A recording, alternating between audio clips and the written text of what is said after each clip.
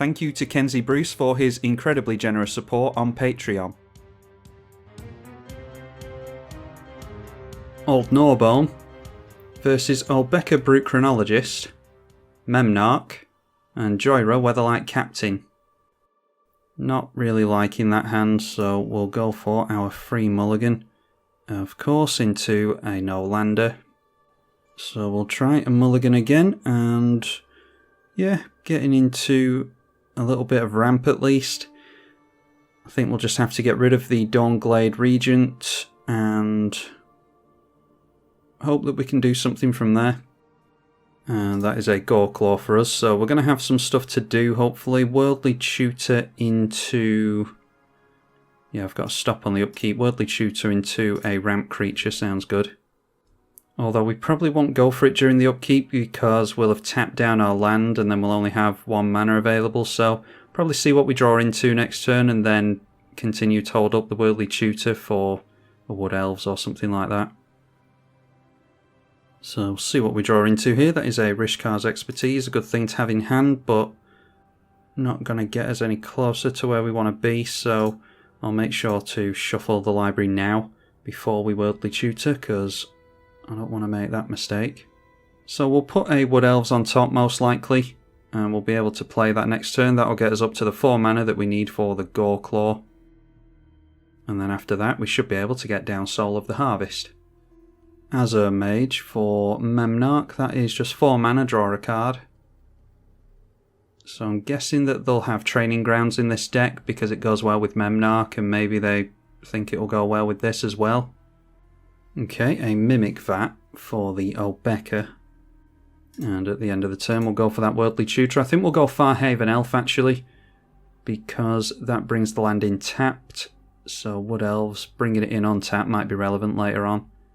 And it looks like Joyra might be holding up priority, but allowing the Worldly Tutor through. So that's the one, we'll go Farhaven Elf. And that gets us into our 4th piece of mana, assuming that the Utopia Sprawl sticks around. First artifact from Joyra is a Trepanation Blade. Hangerback Walker for Memnarch. And here we see the first commander of the game coming down, Obeka Brute Chronologist. And well, that's tempting, an extra planar lens, but I want way more lands in play before we do that, so let's go for the Goreclaw here. Mere Retriever for Joyra. 5 cards left in hand still over there. And I love this card, Master of Ethereum. Other artifact creatures you control get +1/+1, and it is currently a 2/2 because only 2 artifacts controlled here. And another new commander here, Zara, Renegade Recruiter. And that's obviously part of the 99 for Obeka. So now that they can potentially steal cards from us, I dare say they'll look at our hand because we're a green creature based deck. I think that's going to encourage potentially what we do here, although Skyshroud Claim is very tempting. I think we have to go for the ramp here. Yeah, if we'd managed to make another land at some point, we could have gone extra planar lens here as well, which is unfortunate. I think we just have to go for the ramp as soon as possible. Yeah, we might end up losing our Soul of the Harvest, unfortunately. Maybe should have gone for that instead of the ramp, because what they'll do is swing in with this, steal a creature from somebody, and then end the turn with Obeka with this trigger on the stack, so they just get to keep the creature. Insight now for Joyra. Whenever an opponent casts a green spell, draw a card, so a lot of blue players expecting to see green players at the table. Ether Spellbomb as well. Surprised that we haven't seen Joyra yet casting all these artifacts. Grand Architect now for the artifacts player. And then playing even more creatures, Chief of the Foundry, which is another artifact lord. Shield of Kaldra as well. So the equipped creature has Indestructible, and this has Indestructible as well. A Flame Shadow Conjuring now. Whenever a non-token creature enters under your control, you can pay red and get a copy of it. And it might be a couple of Soul of the Harvest coming into play over here. I guarantee they swing in at us. And yeah, going straight in towards us, so that'll be 4 damage and some card disadvantage. Oh wow, but taking the Seedborn Muse away from us, fair enough. I mean, Seedborn Muse is a scary one, but it's really in here for only a little bit of interaction. Like we've got Trading Post and I think we've got some other stuff, I can't remember. We can do some things with the Seedborn Muse. I'll put the cards up on the screen. So we might as well block the original Seedborn Muse. They do get a copy of it, but it's just one less Seedborn Muse to get rid of down the line. They could always put this under the Mimic Vat as well if they really want to keep it. I suppose they might as well exile it just in case we can get it back out of the bin. It does go under the Mimic Vat. So the end of turn triggers go on the stack, and this is where the Old Becker gets tapped. Which is actually fine with me. It means that we could potentially... yeah, we could potentially get our commander into play and swing in with the Goreclaw, although I think we have to go for the Soul of Harvest before it gets stolen. A Stern Dismissal there. So that came from the Joyra player. Got rid of the token. But I still think we need to go for the Soul of the Harvest this turn before it gets stolen away from us, and then we can go for our dragon and start making treasures. Talked up the trading post apparently. Now we've cast a green spell, so the Joyra player will draw a card. They have a vested interest in keeping us in the game if they want to draw cards from us. Oh, and actually, now that I think about it, should have gone extra planar lens there. That's annoying. I was so eager on getting this into play that didn't actually think that through as much as I should. Oh well. We will swing in at the Grixis player. We'll just throw the Goreclaw in that direction. And that does get trample, as well as a +1/+1 buff up to a 5/4 on its own ability. And now the Mere Retriever, curiously, turning sideways in at the Old Becker player as well. Maybe they've got Blasphemous Act or something. Well, no, but it is a board wipe evacuation. We don't lose the creatures at least, but really, really wish I'd thought to get down the extra planar lens now. I suppose we can still go extra planar lens into Soul of the Harvest next turn though, and then gain value from recasting the creatures. Masterwork of Ingenuity for Memnarch. Yeah, that's legendary, so not sure what the aim is there. Oh, there's an equipment here. Yeah, and that's the one that they go for. Recasting the Chief of the Foundry. Old Becker getting the commander back into play. And they didn't have the mana for the Mimic Vat, so instead going for Tilonali's Summoner. And they do have the City's Blessing with that. Alright, a land for us, I'm not against, so we'll just drop that and shuffle things up straight away. So we'll throw down this extra planar lens. And make sure to get rid of a tapped land that is not enchanted. And then let's see here, we can go, need to sequence it correctly unlike last time, Goreclaw for 4 mana, and then that'll allow us to go Soul of the Harvest for 4 mana as well. And then we just keep our fingers crossed that we don't see a board wipe. So again, feeding cards to the Joyra player. And this puts us in the realms of maybe making a bunch of treasure tokens next turn with our commander. We'll see what our opponents do, of course, but that's the gist of our aim at the moment. Joyry and Ruin Diver now for the Izzet player, and that is Steel Enchantment, and that is the only enchantment in play, I think, Flame Shadow Conjuring. So stealing that away from the Old Becker player. Grand Architect comes straight into play again, and that can tap for 2 mana. So with that mana, just getting back out the Master of Ethereum, mostly seeing all the same creatures again. Making this thing blue allows it to tap for mana. This thing's already blue, so tapping both of those for 4 mana, which puts 2+ counters on the Hangerback Walker. And there is the Zara Renegade Recruiter again. Need to find an answer to that. Although we've managed to get our creatures into play, thankfully. Still not holding up mana for that Mimic Vat and the Seedborn Muse, thankfully. And deciding to swing in with this thing, so I'm assuming they're going to want to make some elementals. Yeah, so swinging both of those in at the Joyra player, and they just block the token. Can they not block this? Yeah, they could have blocked this, I think, but decided to leave it in play anyway. Round to our turn, and we get into Myriad Landscape, which will enter tapped. So did we just go for our commander? There's not a lot of blue mana being held up, although there is an Ether Spell Bomb. If we just swing in at the Grixis player, then surely they'll allow us to keep our commander in play. If we go for the Rishkar's Expertise, then they're probably going to bounce the Soul of the Harvest anyway. We'll still draw 4 cards though. Yeah, I'll go for my commander here, try and get rid of that Spell Bomb. Drawing our opponent another card. And we'll draw a card with Soul of the Harvest. And that gets us into a 3 visits, which is effectively free. So don't see a reason to not go for that. Costs 2 mana, gives us an untapped land. Our land's tapped for 2 mana. Again, feeding cards to the Joyra, so that might be a reason to not do it. So yeah, we'll see if we can make any treasure tokens here. Swinging towards Old Becker. And we get a +1 buff and trample on both of our creatures. Or all of the creatures, actually. And they are allowing this through, so this is going to be a lot of treasures we make. And our commander is not being bounced, so yeah, I'm going to make use of the trading post, potentially. One of the cards that we would make use of with the Seedborn Muse, with this we'd be able to pay 1, sack an artifact, and draw a card. And if we're making this many treasures, we don't mind sacrificing them to draw. And obviously we can hold up blockers with Seedborn Muse as well.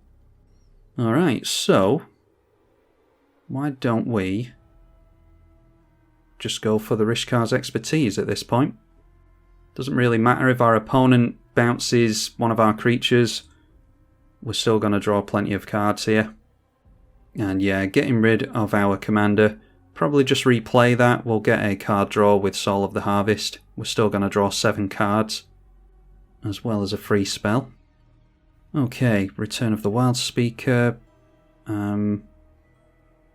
It's highlighting our commander. I'm not going to click that just in case Magic Online does something weird and actually allows us to do that. Yeah, I think it's just trading post to cheat more mana. And then we did get into another forest, so I'll play that out. Although Gaia's Cradle, no, that doesn't generate more mana at the moment. It will do if we get the Gnawbone into play though. So cast that for only 5 mana thanks to the Gnawbone. Joyra is slowly ticking up in cards, 9 in hand now. Soul of the Harvest draws us. Been really happy with Goreclaw here because it's really helped us to cheat some bigger creatures in. So with that we'll go Gaia's Cradle.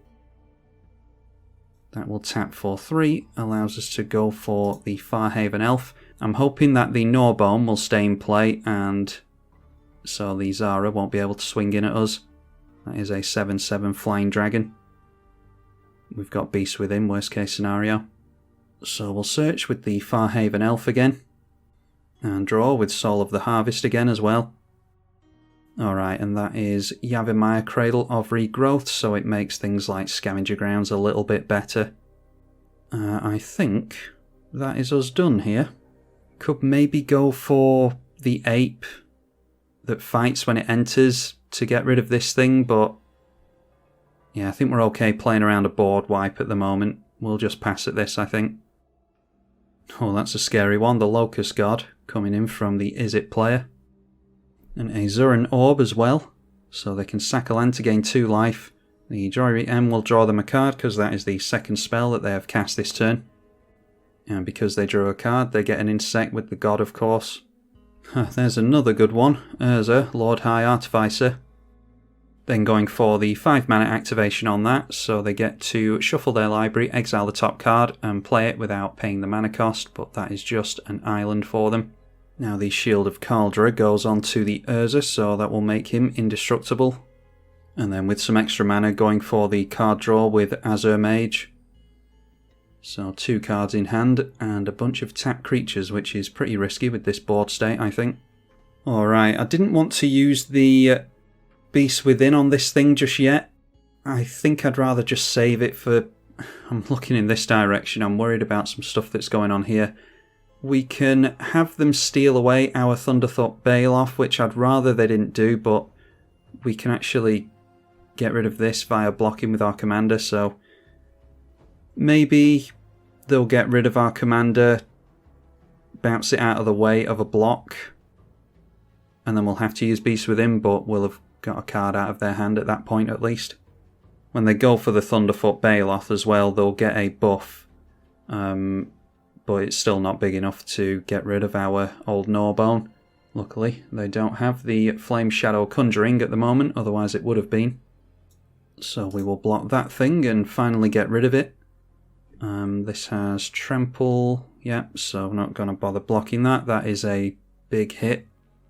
Maybe should have gone for the Beast Within, but I think we're going to be able to get rid of the Grixis player next turn. We shall see. Might get our Seedborn Muse back into the graveyard if they decide to go for the Mimic Vat Zara. They do not decide to do that, so wanting to keep the Seedborn Muse apparently. Which is no wonder when we've got treasures and a trading post in play. And that's 7 mana. Is that a Cyclonic Rift? No, that's Rhystic Study. Not too worried about that.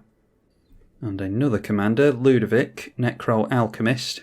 The beginning of each player's end step, that player may draw a card if a player other than you lost life this turn, so I will have to attack these two if I want to draw with that. But I am looking in the Grixis player's direction at the moment. I suppose what I could have done there is during the main phase, blown up the Olbeka to get this thing back. Maybe could have done that. I'm just really conscious of keeping as much removal up as possible though. If we can get around taking them out, get around using our removal to take them out and do it via another means, I'd rather do that. And I think we ought to be able to take them out here, maybe. Okay, there's a Fauna Shaman. I will play the Fauna Shaman just for the sake of drawing a card. Oh, and I actually completely forgot to activate the trading post last turn, annoyingly. Okay, there's a Wood Elves as well. Yeah, I think I'm going to go Beast Within on the Locust God. That doesn't feel very good, but we're against a bunch of blue players. I'm really not hopeful that we're going to do all that well in the long run. Might be able to take a player or two out before people start comboing off, though. And they are going to get the Locust God back, of course. It's not likely that this is going to see Exile this game. Don't often see black players running Exile. And that can always go under the Mimic Vat as well, which I would probably put it under the Mimic Vat. They don't seem to want to lose Seedborn Muse, but I think they'll value a Locust God over there. I think they'll value our opponent not having one as well, and yeah, they do take that. So now let's go Growing Rites of Itlimoc, and we'll look at the top 4 cards, I think it is. Alright, and there's a Terastodon, so I'll take that.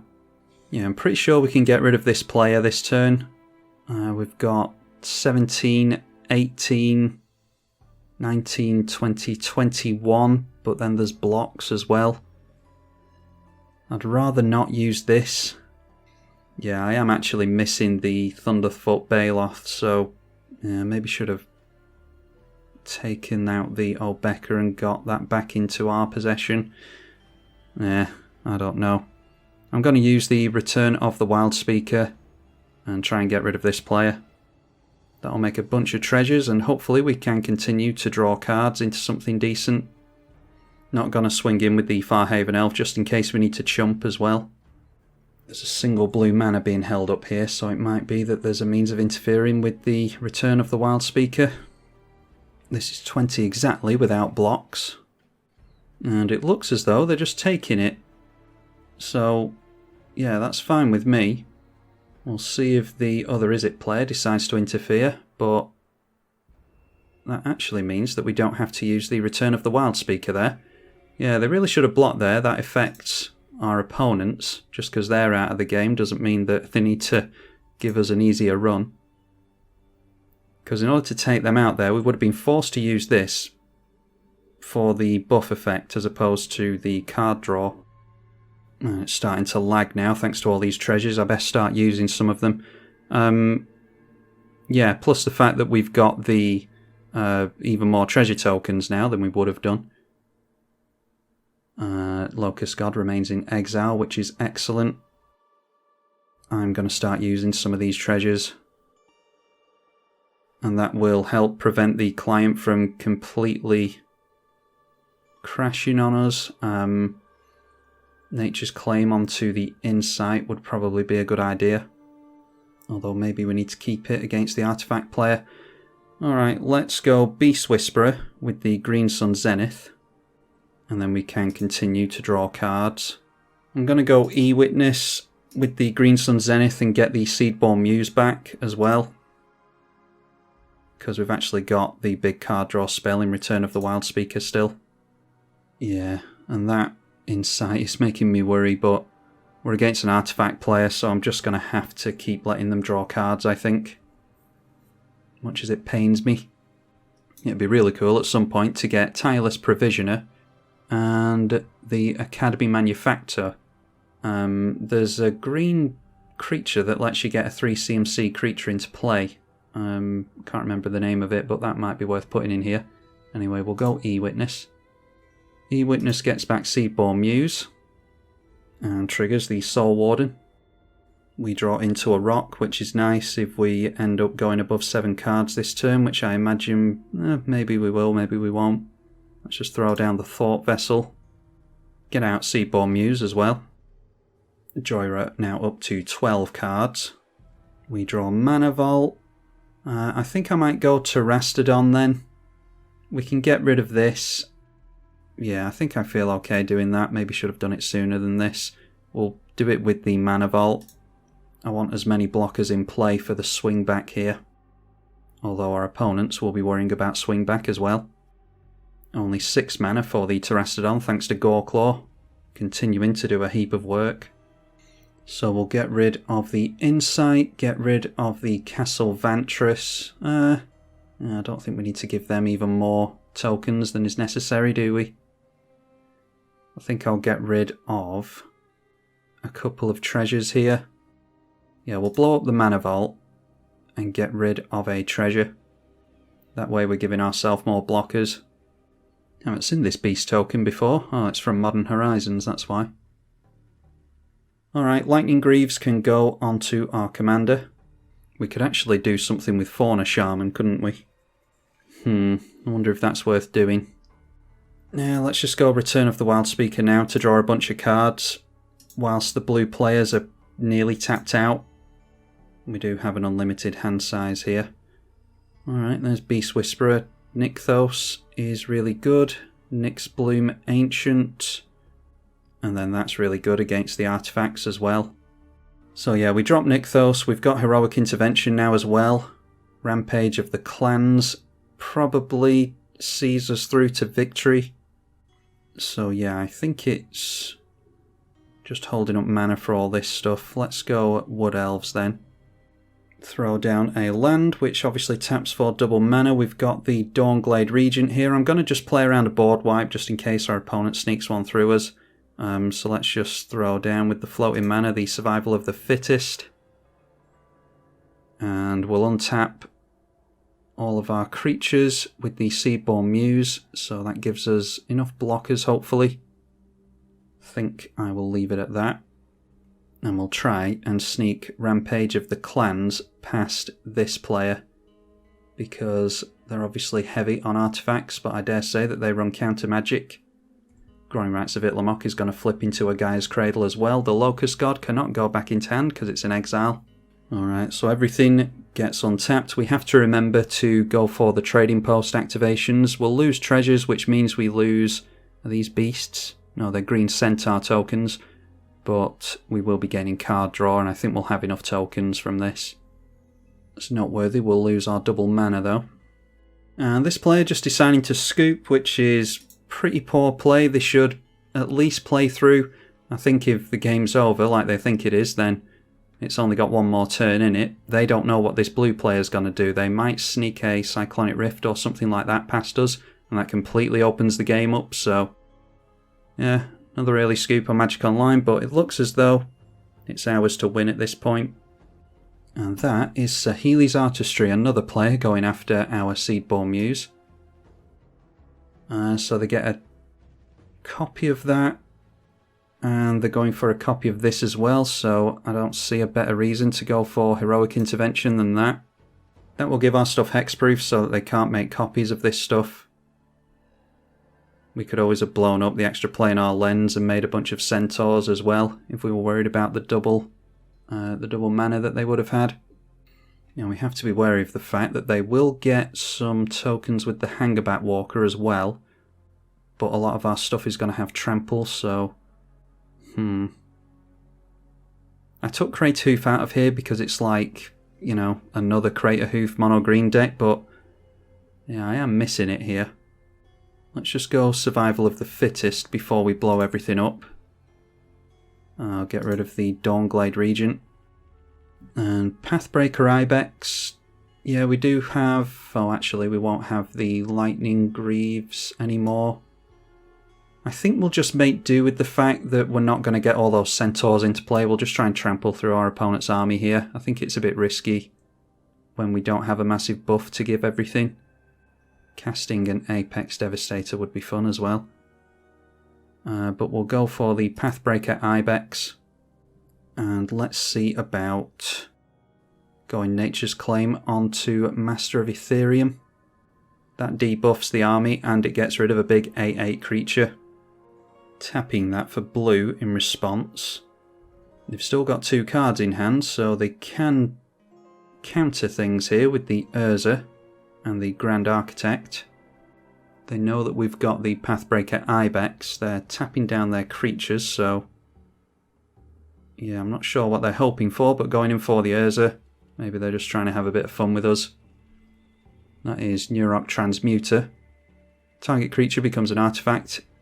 And until end of turn, target artifact creature becomes blue and isn't an artifact.